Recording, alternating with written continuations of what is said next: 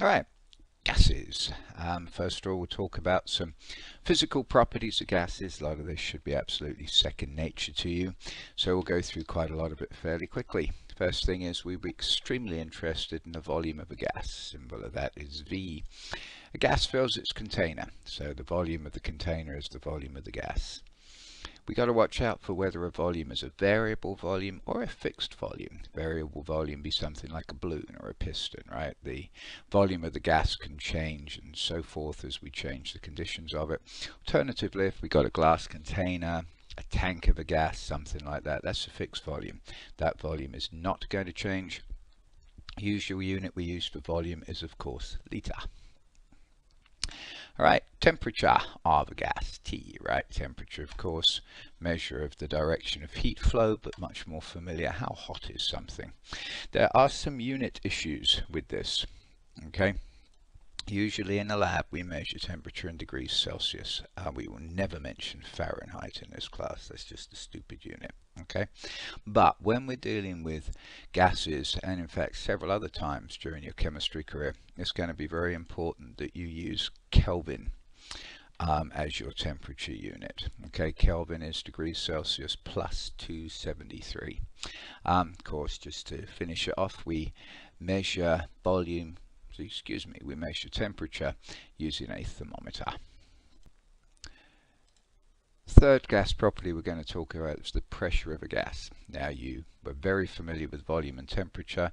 You're also familiar with pressure, but not so much. Okay, symbol for pressure, P. Usually one should use little p, but I'm going to alternate depending on how I feel. You see P within context, it's pressure.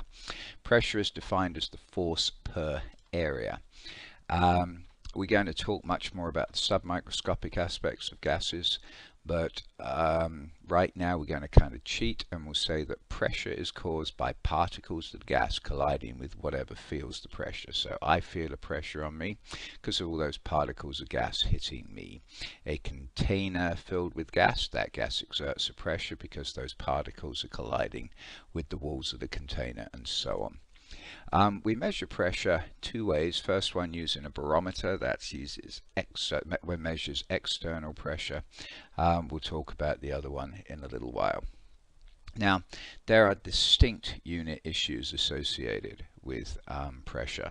So let's lay some ground rules. Okay, and we'll start off with a little container of water, flask of water, right? The atmosphere is exerting pressure on that. I've just drawn a few arrows, but of course the atmosphere is exerting pressure all over the place on the surface of that water. So much so that if we stuck in an evacuated glass tube in there, well then the pressure of those particles pushing down on the water would push it up the tube there. Okay, and the height of that column there, the column of water, is associated with the pressure. The more the pressure pushing down on the surface of the water, the atmospheric pressure that is, the higher the column's going to be. And this is the idea of a barometer. Okay, now the pressure is so strong that if we filled water here, well then we would need a column at least 30 feet high at sea level in order to accommodate all the water that would have been pushed up here by the atmosphere. Okay, if we use a much more dense liquid, or to use the inaccurate everyday term, a heavier liquid like mercury, then the height of the mercury column would be about 30 inches or 760 millimeters. Okay, and that's how I like to picture pressure in terms of that height that it can push up or push down or whatever, as you'll see in a minute. Okay, so the idea of that height of a column is for me the best way to express the unit of pressure in millimeters of mercury, otherwise known as a torr, named after Evangelista Torricelli, right, an Italian scientist who probably did the most fundamental work on pressure of just about everybody. And 1 atmosphere, okay, is equal to 760 torr, just as we demonstrated. So those are the two units I'm going to be using all the time. Some other units that you might need to become familiar with, right? Pascal, otherwise known as a kilogram per meter second squared, or a Newton per meter squared, or a PA. Okay, there are 101 1,321 pascals in an atmosphere. To make those big numbers a little bit nicer, a lot of times we use a bar. A bar is defined as being 100,000 pascals. Now, going back to the idea of measuring pressure, already talked that you measure atmospheric pressure using a barometer. We can use the pressure, measure the pressure of a gas sample using a manometer. Now, I prefer to use an open-ended manometer, which looks like this. Okay, you have a U-tube, it has some mercury in it, right? On one end you have your gas sample. The other end is open, hence the name open-ended, right to the pressure from the atmosphere. And so you have the atmosphere pushes down on one arm, your gas pushes down on the other arm, and there's a height difference if there's a pressure difference. Okay, that little h there. So h is the difference between the pressure of the gas sample here and that of the atmosphere. In this particular case, right, the gas is pushing the mercury down further, so therefore our gas has more pressure, right? The gas pressure is the atmospheric pressure plus that little height. It's also a closed-ended manometer. That's where you have obviously a closed end here, a vacuum here, your gas sample here, and in that case, in theory, you are the amount that the gas pushes down is the actual pressure associated with the gas sample. But I don't, you never actually get a real vacuum, so it's not for me as nice a way to do it. It also just doesn't feel quite as satisfying. So why do we care about volume, temperature and pressure? Well, there are relationships between these three parameters going to be important for us as we study the chemistry of gases, and historically these were extremely important for the development of theories, not just of the physics of gases but also some chemistry ideas. A lot of fundamental stoichiometry came from a study of these relationships. So we'll begin with a familiar one for you, Boyle's law. Volume and pressure are inversely proportional to each other as long as you ignore the effects of temperature. So the simplistic assumption is at constant temperature, volume and pressure are inversely proportional. In other words, if the pressure goes up, the volume goes down. If the pressure goes down, the volume goes up. Next one, Charles, French scientist Charles, so not Charles, Charles, right? Charles' law. Volume and temperature are proportional to each other. Again, we have to say that we're at a constant pressure there. As soon as pressure changes, the other things change. We can consider that, but right now, simplistically, volume and temperature proportional at constant pressure. So temperature goes up, volume goes up, temperature goes down, volume goes down. Third one that you might not have been taught too much, a good buddy of Charles, although they worked independently of each other, Gay-Lussac's law. Gay-Lussac's law is stated that temperature and pressure of a gas are proportional to each other as long as, of course, you are at constant volume. Start changing the volume, then you got to take that into account as well. So again, what are we saying with that? Well, pressure goes up, temperature goes up, pressure goes down, temperature goes down.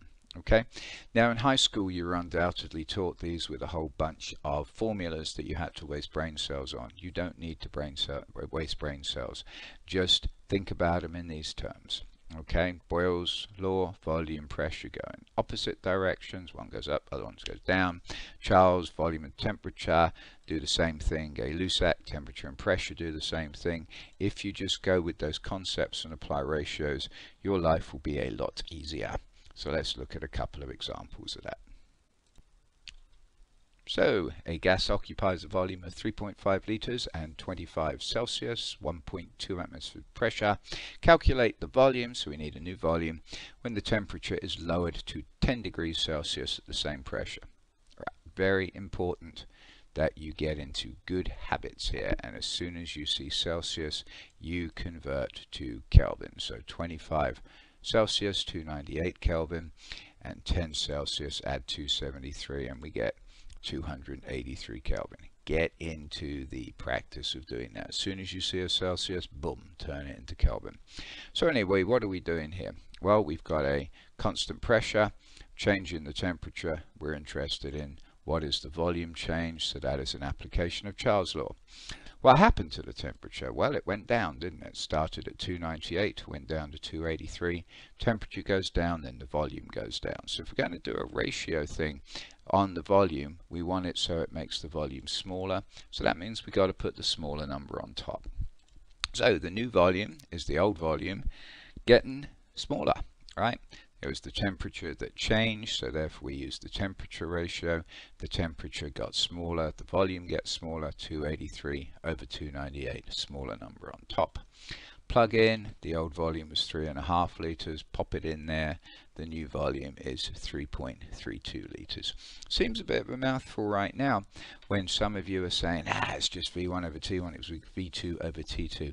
Do it properly, right? Because then that way you don't have to rely on only being able to sort things out for which you know a little formula. Let's do another one, shall we? A gas occupies a volume of 3.5 litres at 25 degrees Celsius and 1.2 atmospheres pressure.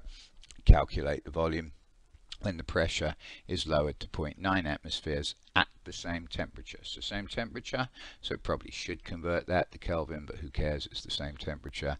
We got a volume, add a pressure, we change the pressure. What does that do to the volume? Right, relationship between volume and pressure is associated with Boyle's law. What are we doing in this one? We're going from 1.2 atmospheres to 0.9 atmospheres, so the pressure's going down, thus the volume goes up. So if we're going to use ratios, we've got to use a ratio that makes the volume bigger, so that's a ratio with the bigger number on top. So new volume is the old volume multiplied by the ratio of the pressures. It's the pressures that are changing it, and again notice the bigger pressure number goes on top. Stick in 3.5 litres for the old volume, and the new volume as expected, bigger, 4.67 litres. Piece of cake, right? Let's make it a little bit more fun. Okay, a gas occupies a volume of 3.5 litres at 25 Celsius, 1.2 atmospheres pressure. Calculate the pressure when the temperature is lowered, so we're changing the temperature, and the gas is compressed to a volume of 2.5 litres. So we're interested in the pressure, but we're changing both the temperature and the volume. So you say, well, what the heck, I can't do this, right? I mean, I know what's happening when I change one of them, but I keep the other one constant. But what happens when I'm just messing around with everything here? Well, the answer is you just take the things in little steps. So we're interested in the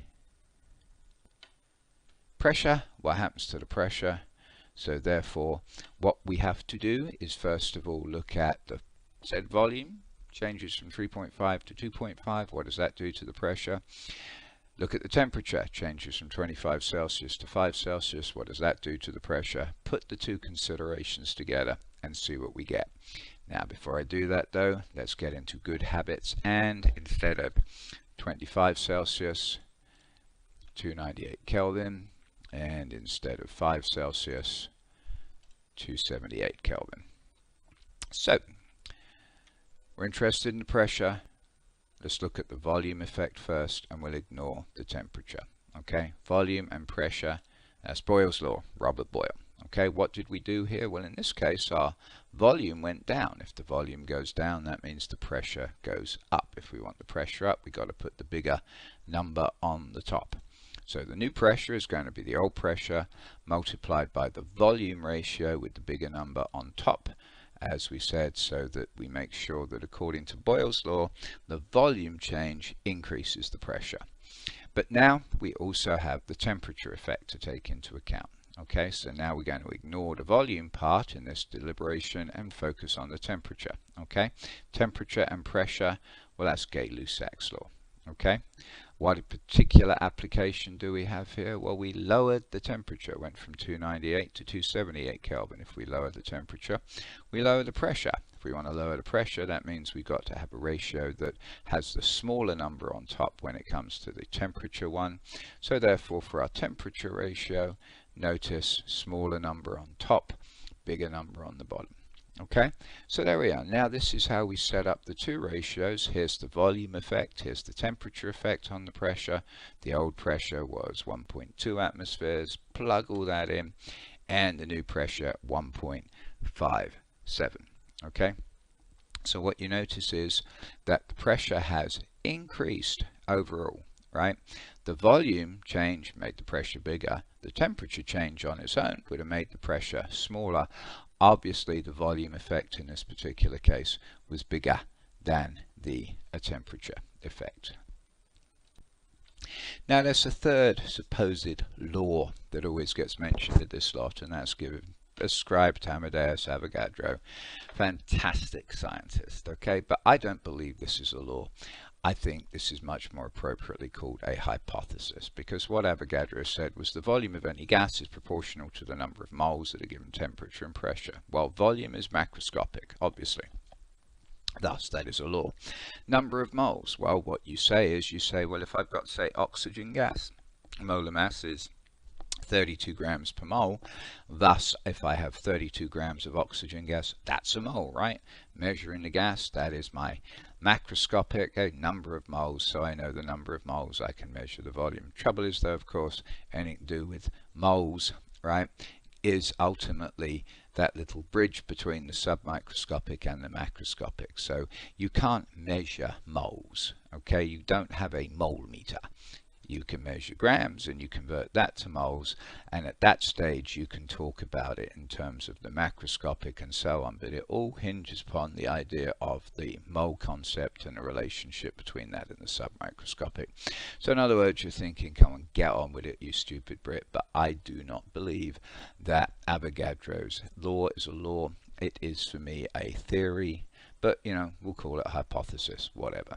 Anyway, so very important one nonetheless. Volume of any gas is proportional to the number of moles at given temperature and pressure, right? So for example, at 25 Celsius and 1 atmosphere pressure, 1 mole of any gas occupies 22.5 liters, right? Hydrogen gas, oxygen gas, ethane gas, vaporized student gas, doesn't matter what the gas is, 1 mole of it under those conditions, 24.5 liters.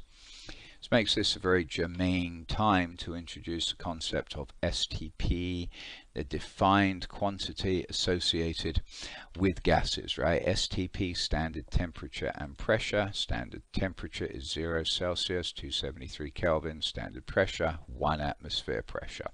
And at STP, 1 mole of any gas occupies 22.4 liters. As we'll see later on, that's a cute little one that we can sometimes use, that 22.4 liters.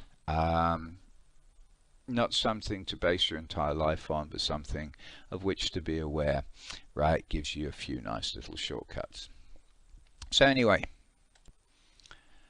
let's finish off this particular slide presentation with the ideal gas law, in which we have taken the A of gases, Avogadro. Volume is proportional to moles. This is my best shot at a proportional sign. I hope you like it. The B, Boyle's law. Volume is proportional to 1 over pressure. And Charles' law, the C, right? Volume is proportional to temperature. So we take those ABCs, we put them all together so that the volume is proportional to the moles and the temperature over the pressure. Wasn't that pretty? Now let's clarify that without messing around with all the animations. Volume is proportional to moles times temperature over pressure. Rearrange it because I hate things on the bottom. Pressure times volume is proportional to number of moles times temperature. And of course, anytime you have a little proportional sign, you can replace it with an equals constant. The constant we use in this case is, of course, R. PV equals nRT. R is the gas constant. It is a universal constant. Its values depend only on the units that you use for it. It is the same value for every single gas out there. Called R. Best option that one can find out there is named after a French scientist, Regnault, whose name started with R. Other people claim it's because it's a little ratio and so on. Who cares? It's just R. Okay, now the units that we're going to want to use are for pressure, atmospheres, for liters, volume, liters, for moles, moles, for temperature, Kelvin, absolutely no choice. And when you use those, R is 0.0821. Memorize that value, memorize this equation. It's not tough. And in the next slide, we will develop the idea of the ideal gas law significantly.